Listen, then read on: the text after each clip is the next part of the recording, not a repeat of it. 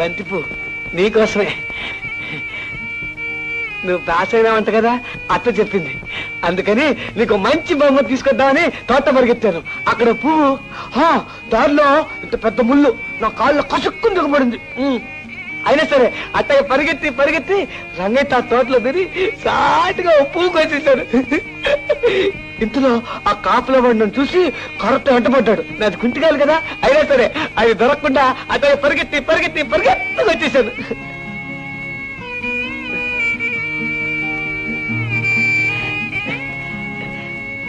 మళ్ళీ వింటున్నావా? నీ అరికత వినేంత ఓపిక నాకు లేదు. విసిగించుకో, అదిరికెళ్ళు. అది కాదు మళ్ళీ, నువ్వు పాస్ అయినట్టు ఊళ్ళో వాళ్ళందరికీ చెప్పావు, మరి నాకెందుకు చెప్పలేదమ్మా? సర్లే, ఊర్లో ఉండే